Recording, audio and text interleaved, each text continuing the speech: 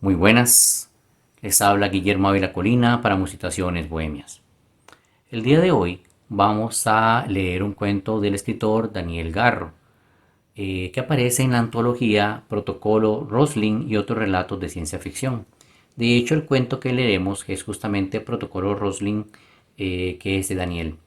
Quería decirles que Daniel es un excelente y prolífico escritor, uno de los que más me gustan en la parte de ciencia ficción. Y el cuento es un poco extenso, pero es bastante bueno y es un homenaje a Isaac Asimov, y obviamente tiene que ver con robots. Así que lo disfruten. Protocolo Roslin por Daniel Garro Sánchez. Érase una vez, en una tierra muy lejana, un dragón que dormía echado sobre un enorme tesoro en el interior de una cueva.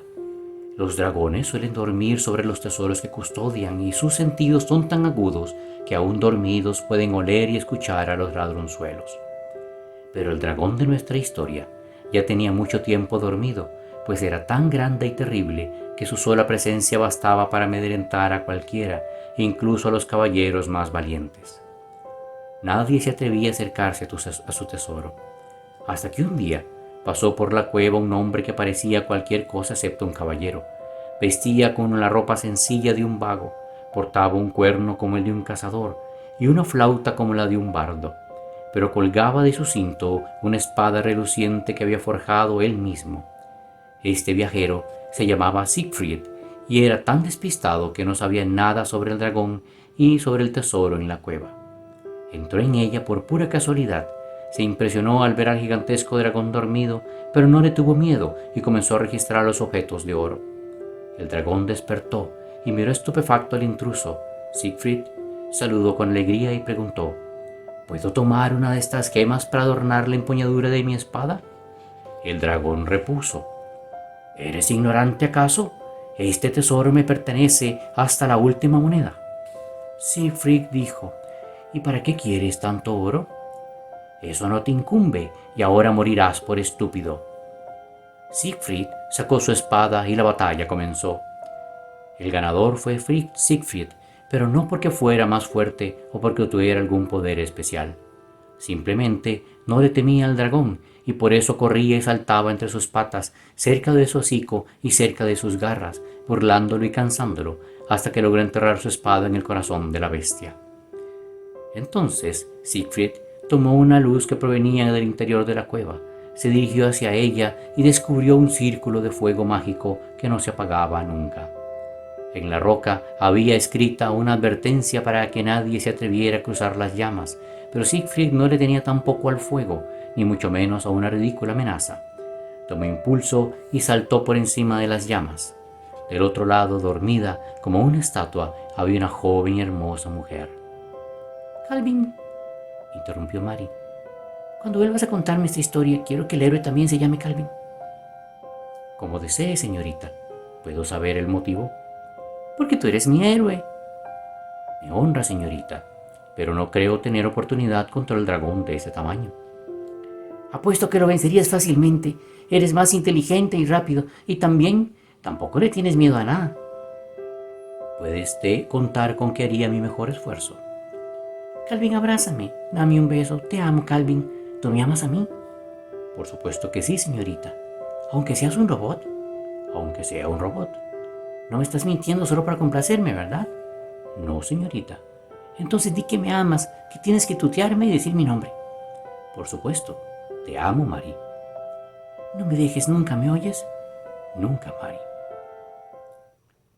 En general, casi cualquier persona que lograra adaptarse bien a trabajar durante meses en el Congo, Alaska o la isla del Coco, podría hacerlo de la misma manera en la Tierra 2. El viaje a cualquiera de esos lugares podría ser tan fácil o difícil como a Tierra 2, tan seguro peligroso, tan cómodo cansado, para luego disiparse de la misma forma como un recuerdo lejano. La tecnología desempeñaba su parte y cada quien podía hablar con su familia o sus amigos cuando quisiera y luego escuchar música, ver los noticieros, leer y sentirse como si no estuviera tan lejos del hogar. Podía tenerse una doble vida en Tierra 2 como en Alaska o en una oficina situada tan solo unos kilómetros de la casa. En última instancia, escapar de la isla del Coco podía ser tan fácil o difícil como hacerlo de Tierra 2. Y morir en cualquiera de esos lugares podría ser exactamente lo mismo, un tedioso montón de trámites al cabo de los cuales el cuerpo, la ceniza o la placa honorífica se entregaba a los familiares y no importaba de dónde viniera, la distancia recorrida o lo que hubiera tenido que hacer el gobierno para ello. A lo que no todos lograban adaptarse con éxito era vivir y trabajar durante meses en la base conocida como La Colmena, en el oriente de Tierra 2. Lo requerido para ello no era ni siquiera la constitución de un marinero, ni la de un trabajador de una plataforma de exploración. Se requería haberse desarraigado tanto de la tierra como del vientre de la madre.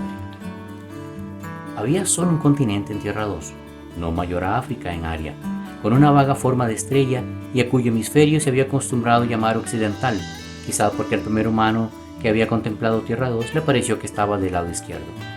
El resto de la superficie era acuática en su totalidad, sin siquiera islas, y recibía el calificativo de oriental. Las cadenas montañosas del continente único partían desde cada una de las puntas de la estrella hasta converger en un sistema montañoso dominado por una cumbre plateada 10 veces más alta que el monte Everest. Desde el espacio, lucía como si alguien hubiera golpeado desde el interior del planeta hasta hacer saltar una convectividad fuera del agua. En la mitad del océano oriental, a 12.000 kilómetros de la costa más cercana, flotaba La Colmena, compuesta por 15 módulos habitacionales y 20 módulos militares, cada uno con el tamaño de un estadio de fútbol. Un tejido intrincado de plataformas, puentes y túneles flexibles conectaba los módulos entre sí hasta brindarle al conjunto un vago aspecto de trozo de colmena. Su enorme tamaño y su sistema de compensación disminuían el vaivén producido por el agua, a tal punto que con mar calmada el movimiento podía llegar a ser imperceptible. Pero el constante tránsito sobre puentes y plataformas, el abismo de agua bajo los pies, la altura y la aparente fragilidad del trozo de colmena con la mar agitada, cuando sus módulos subían o bajaban unos con respecto a otros y crujían y se plastificaban espantosamente, podía acabar con los nervios de muchos y enviarlos de vuelta a la tierra tras pequeñas algunas semanas o incluso días de haber llegado. No cualquiera se adaptaba al desarraigo físico, a la sensación de algo permanente y a la vez provisional. La colmena no era como una nave, sino como un grupo de balsas amarradas entre sí después de un naufragio. Tampoco era como una base de un solo cuerpo que pudiera engañar a la mente y pasar por tierra firme a la orilla del mar. Por cualquier lado, por cualquier ventana y para ir a cualquier sitio, estaba el abismo de agua a los lados de uno y debajo de uno. Ahora bien, ¿por qué existía la colmena? ¿Por qué el gobierno no tenía su principal base en Tierra 2 en tierra firme? Pues por el sencillo motivo de que tierra firme estaba en guerra. Calvin, que ciertamente no tenía problemas para trabajar en la colmena, transitó por los puentes y las plataformas hasta llegar al módulo de mando en el centro de la base. Había pedido cita con el comandante Fritz, quien al verlo asomarse por la puerta dijo con cierta impaciencia: «Pasa, Calvin, ven, ven». «Gracias por recibirme, comandante. ¿Qué se te ofrece?» No cabía duda de que los robots eran carismáticos en la colmena, ya fuera por su servilismo y eficacia o porque aquella inalterable expresión facial que los hacía parecer eternamente de buenas, incluso en los momentos más apremiantes o cuando eran objeto de maltratos, o por aquella insólita paciencia para escuchar desahogos y confesiones, para dar consejos y ayudar en cualquier tarea por ridícula que fuese. No obstante, el principal motivo de quejas al trabajar con los robots era su innegociable apego a las normas y en especial a sus benditas leyes fundamentales de programación. En este punto, la terquedad de los modelos Calvin era tan difícil que igualar para un ser humano como su inteligencia. Esa mañana, el comandante Fritz tendría que lidiar con uno de esos episodios de tosudez robótica. «Solicito su permiso para cesar mis operaciones permanentemente», dijo Calvin. «¿Cómo?», replicó Fritz. «En otras palabras, solicito su permiso para dejar de funcionar». «¡Santo Dios! ¿Por qué?» «Porque violé mi programación. Por lo tanto, mi funcionamiento ya no es confiable para ustedes. El comandante Fritz se rascó la cabeza. ¿Ten la bondad de explicarte, Calvin? Sí, señor. Violé la primera ley de mi programación. Cometí homicidio contra la señorita Stahlbaum y la doctora Stahlbaum durante el ataque de Valle Grana. Pero si tú la salvaste. No exactamente, señor. ¿Qué se supone que son las Stahlbaum que están aquí en la base, fantasmas? No exactamente, señor. Sin la colmena, el compañero inseparable era el sonido de las olas, idéntico al de Tierra 1. En Valle Grana se trataba del siseo que producían las hojas largas y palmadas de aquellos árboles tan extraños, cuyos troncos se enredaban entre sí como peleándose en el espacio y cuyo sonido era idéntico al de los bosques tropicales de la Tierra 1. ¿Qué? Dijo Calvin. Marie deslizó un gruñido y movió de inmediato una pieza. Desde la otra esquina del laboratorio, la doctora Stahlbaum fingía mirarlos con indiferencia, concentrada en su trabajo. Pero su trabajo consistía precisamente en observar a Marie sin que ésta se diera cuenta y anotar sus progresos en el ajedrez. La niña y su contrincante estaban junto a la ventana, a través de la cual se podía ver todo el lago y estrecho valle que se extendía al pie de la configuración de mesetas escalonadas con cultivos, laboratorios y diferentes tipos de estaciones de trabajo. En el fondo del valle estaba el pueblo y la pequeña base militar, cuyas plataformas albergaban 10 naves de combate y algunos vehículos terrestres. Por todo el valle y las mesetas pululaban científicos y obreros con uniforme de trabajo de distintos colores, según las labores de cada uno.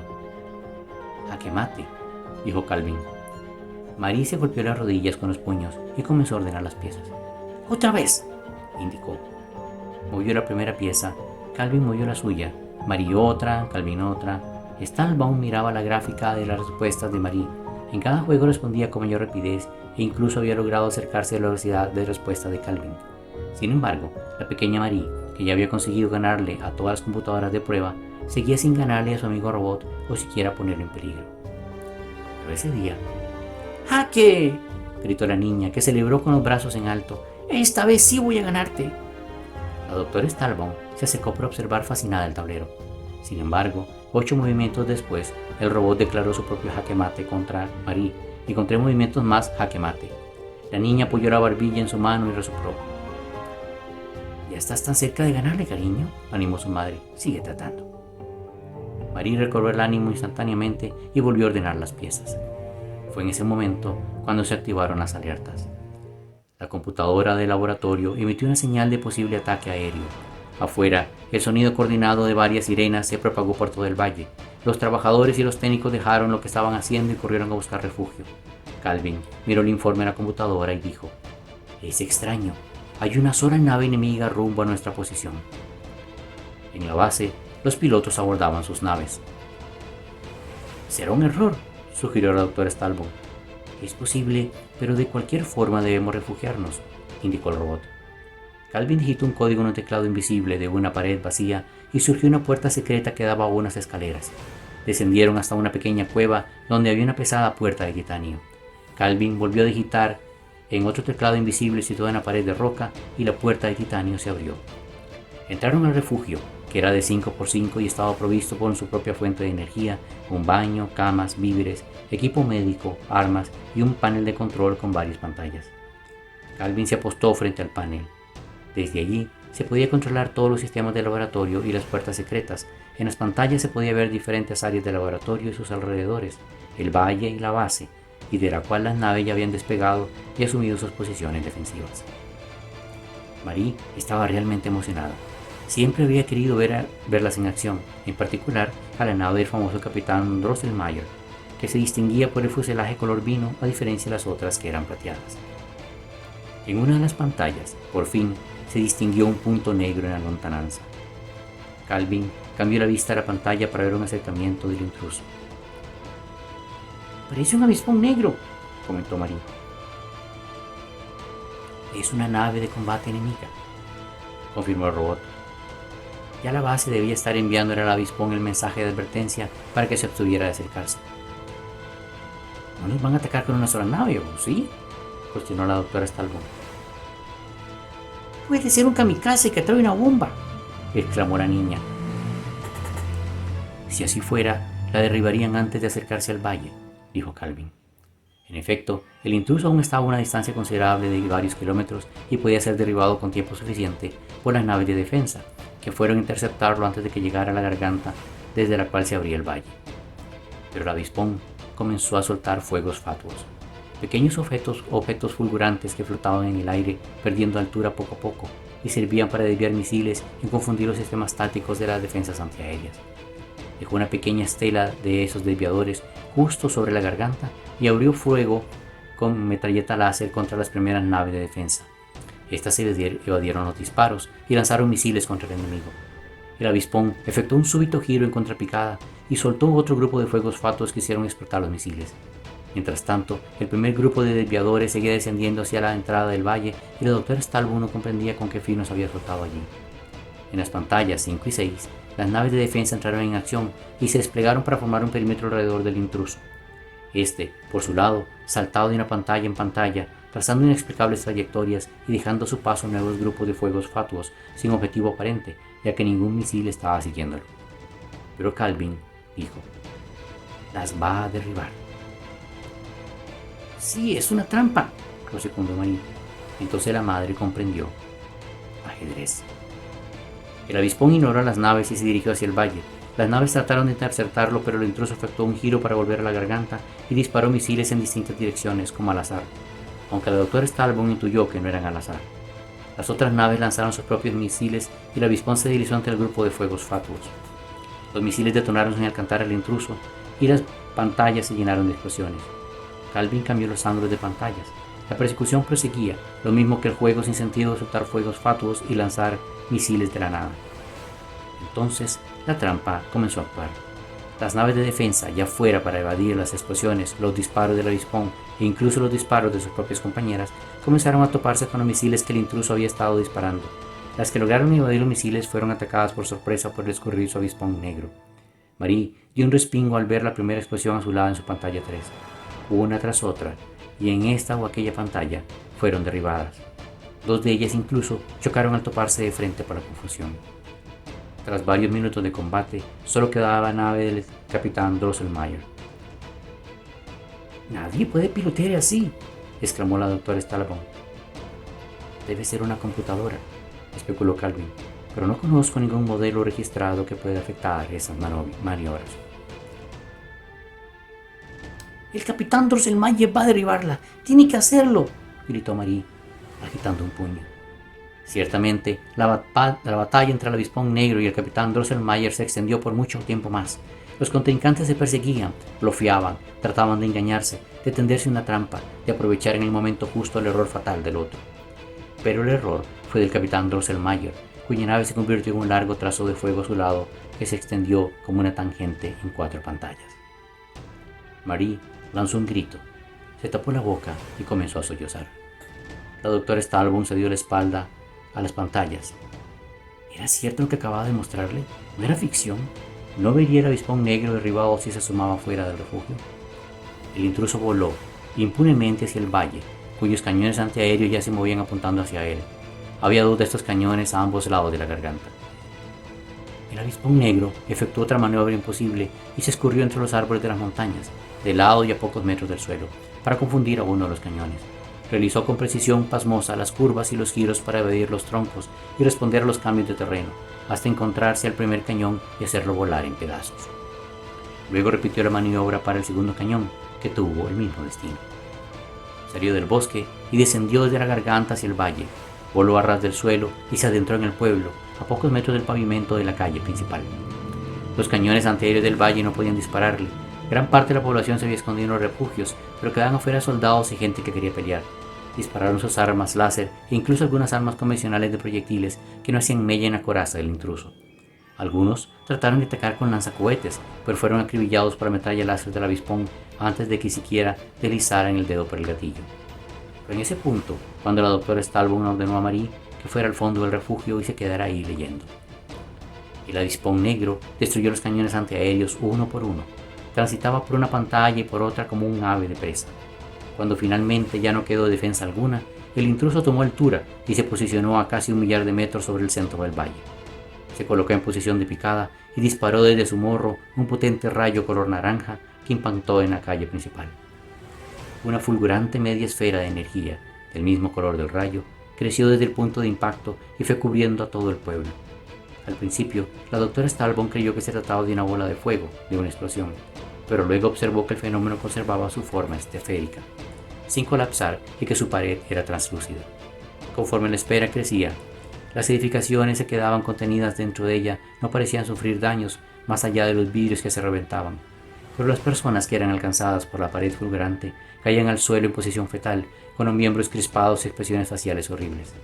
La vegetación se evaporaba, los árboles quedaban desnudos como en una sequía, sus hojas desaparecían tras breves llamaradas y la esfera cubrió todo el pueblo, la base y el fondo del valle.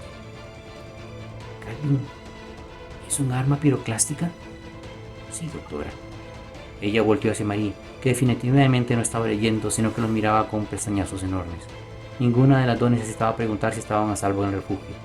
No lo estaban. El arma piroclástica, llamada así por los efectos tan similares con los de la nube incandescente en los organismos vivos, realmente se trataba de una burbuja de microondas, capaz de propagarse a través de cualquier material sin dañar severamente a los dispositivos electrónicos.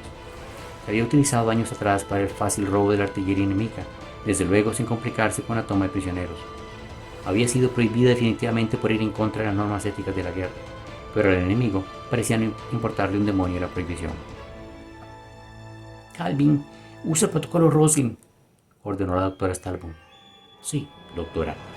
Ahora, primero con ella, señaló Marie. Sí, doctora. Calvin se acercó a la niña, que por primera vez lo miró con algo de inquietud en sus enormes ojos. Calvin, ¿qué pasa?, preguntó. Necesito que se quede muy quieta, señorita, indicó él.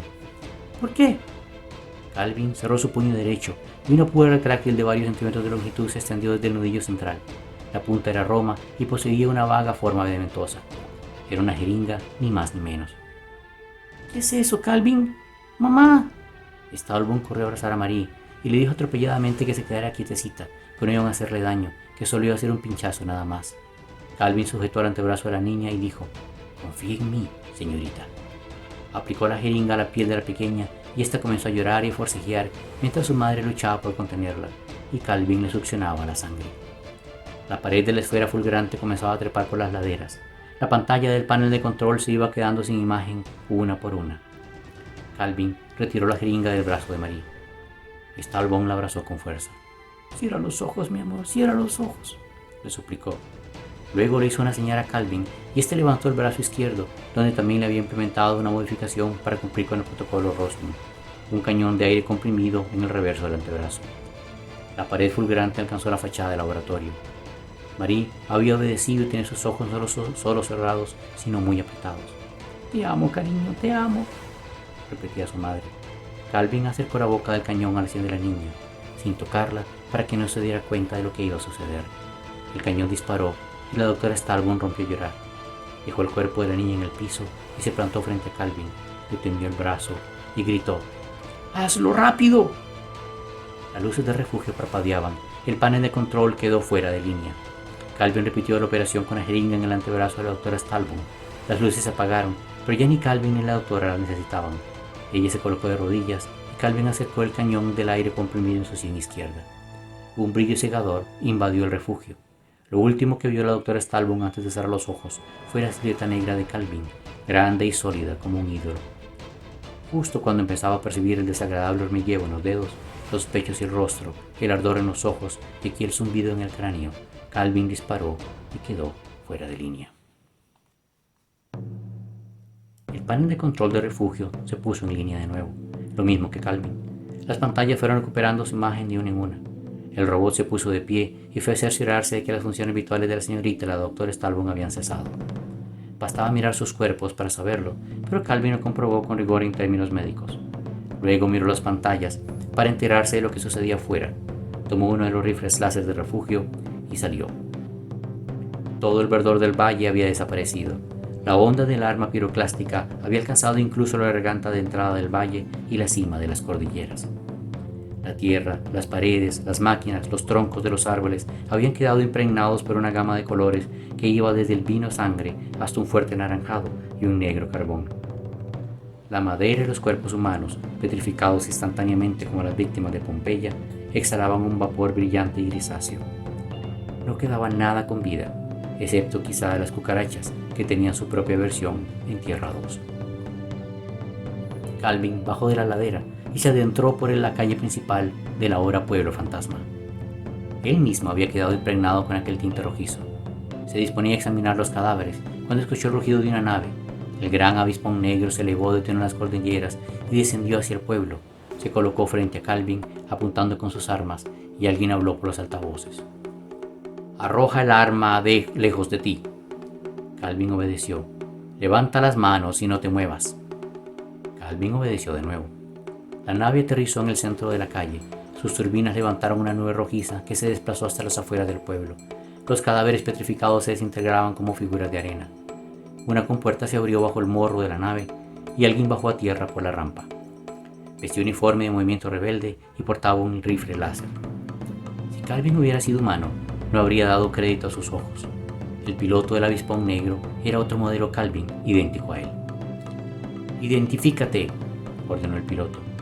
«Calvin 36, versión 2.7 de la serie H, propiedad del Ministerio de Defensa».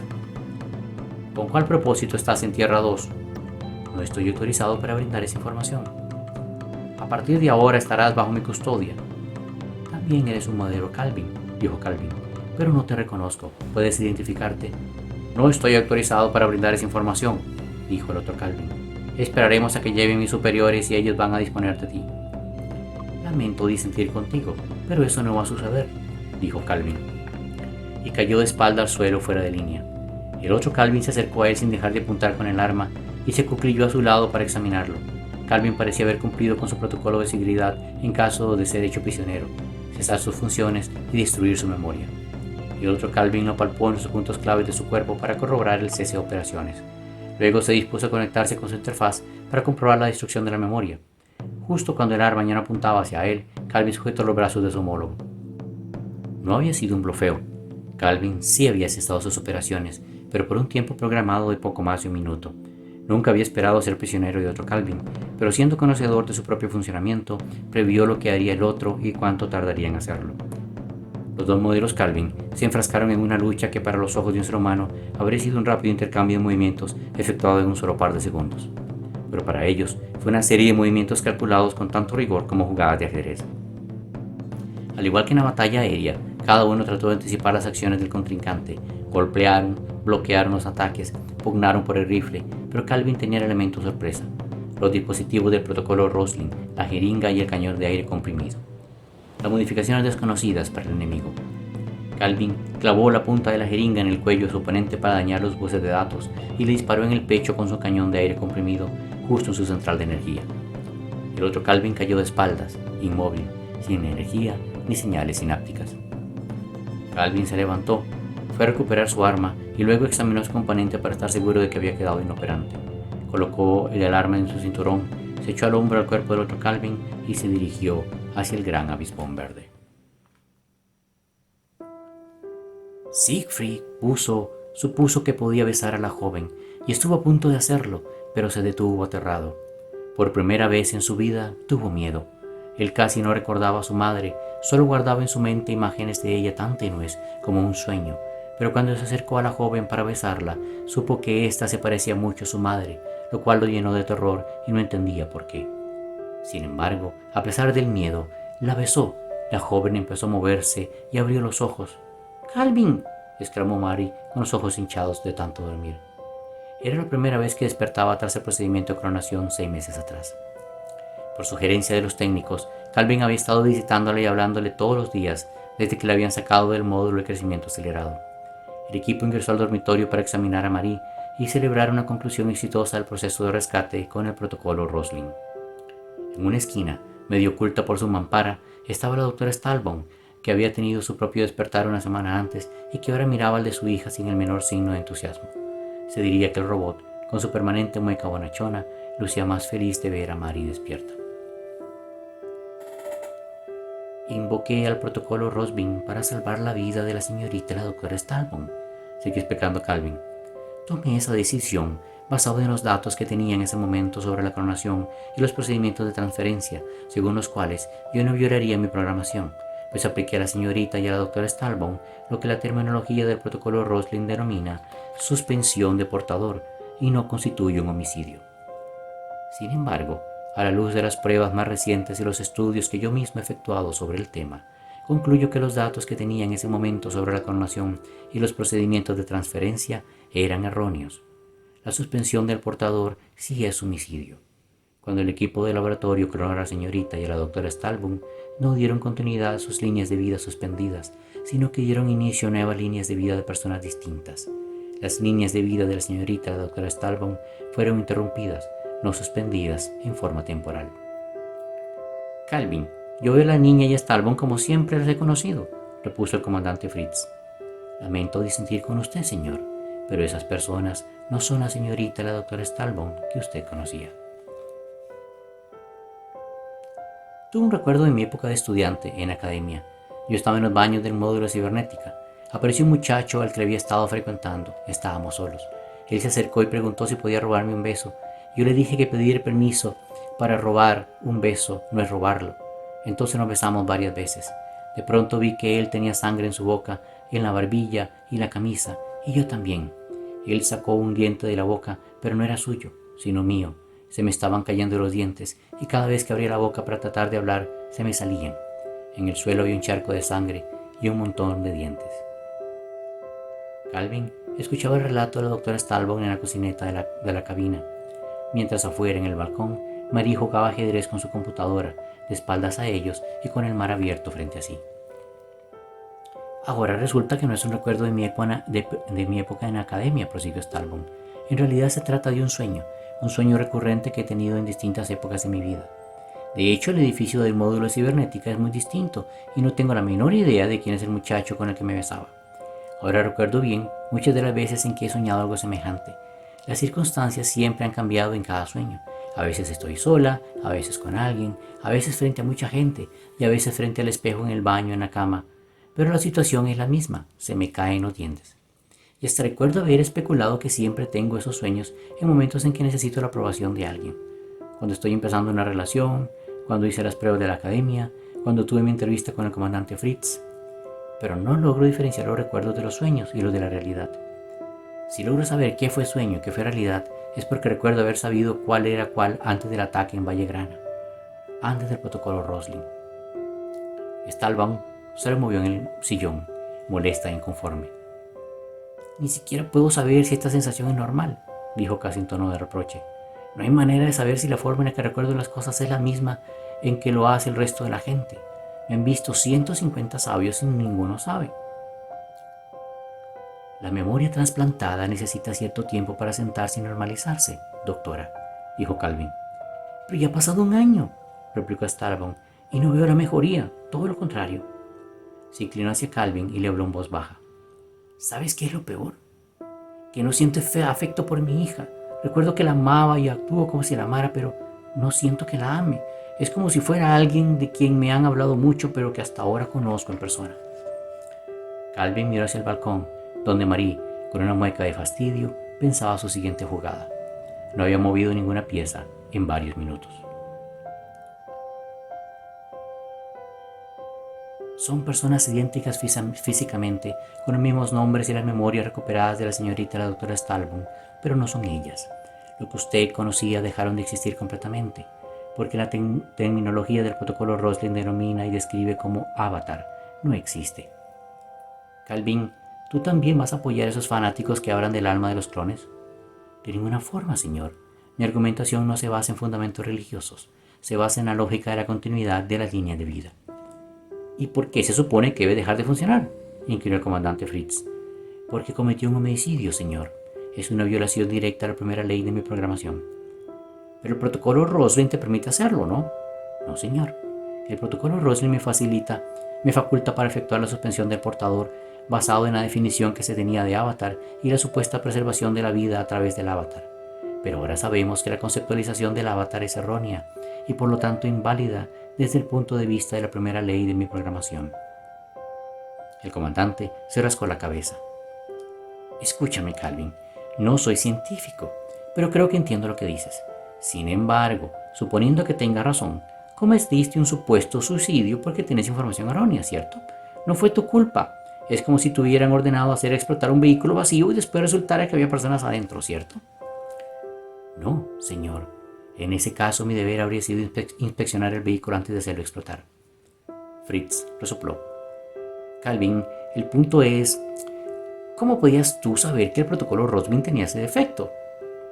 De la misma forma en que lo sé ahora, debía haber efectuado y esperado investigaciones más rigurosas antes de aplicar el protocolo Roslin. Pero ya había investigaciones rigurosas de cientos de científicos. Es cierto, pero la mayoría de ellos se han retractado desde entonces. Fritz estuvo a punto de argumentar que en última instancia Calvin solo seguía órdenes, pero eso nunca funcionaba con los malditos robots. También podía decirle que las Stalbone habrían muerto de cualquier forma, pero casi seguro Calvin contestaría que entonces era innecesario matarlas. Podía decirle que al matarlas habría evitado una muerte dolorosa, pero la bendita primera ley no contemplaba la eutanasia. Comandante, le solicito con el mayor respeto que comprenda la gravedad de la situación. Las vidas humanas dependen de nuestro desempeño. No puede existir ni una mínima fisura en nuestra lógica de funcionamiento que permita violar la primera ley de nuestra programación. El piloto que efectuó el ataque con el arma piroclástica era un modelo Calvin idéntico a mí. Su programación no debería haberle permitido cometer esa masacre, pero lo hizo. Incluso existe la posibilidad de que ese mismo modelo Calvin haya colaborado con los rebeldes para construir el arma. Bueno, tal vez alguien cambió la programación, ¿no crees? Los rebeldes deben haberlo robado y consiguieron a alguien que lo programara. Es improbable, señor. Nuestra programación está blindada y cuenta con un sistema de seguridad de ácido que destruiría nuestro cerebro si el blindaje es violentado. Una vez que el cerebro de un modelo Calvin se cierra, ni siquiera nuestros fabricantes tienen la capacidad de abrirlo. No se tiene conocimiento de que existe una sola persona capaz de hacerlo. Por ese motivo, cuando un modelo Calvin experimenta una falla en su programación, el procedimiento no es repararlo, sino descartarlo.